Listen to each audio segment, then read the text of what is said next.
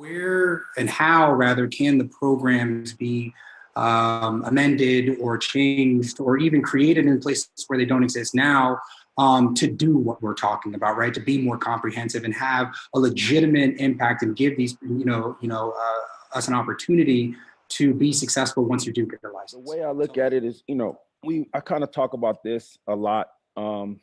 When it comes to my situation, I'm kind of like the unicorn, right, of social equity.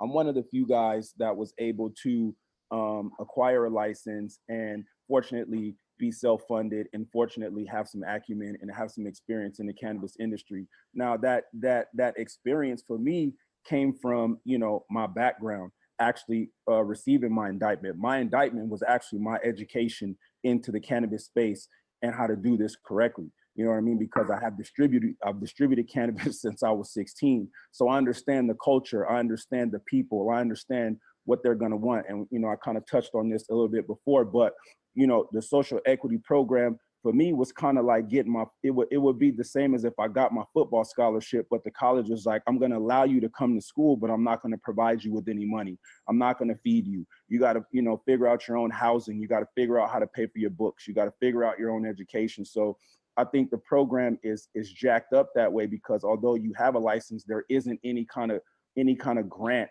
or anything like that to help you, acquire a building or to, build your grow.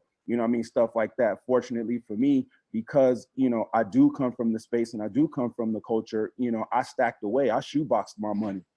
So I didn't need to go out and get investment from somebody else. I had it. I had some friends who had some big dollars that believed in me, that knew, my trap abilities and knew that I understood the culture and was able to throw me some bread so that I could get up on my feet. So, Right. I think the first thing that needs to happen is that the city and the state need to figure out, okay, we need to be able to give these people some money to actually put these grows together. Again, I was able to, because I built grows and I had, 600 lights, before this thing was even legal. I knew contractors. I knew people. I knew people. My contractor put me in touch, with my project manager, Ebony Anderson, who comes from the city.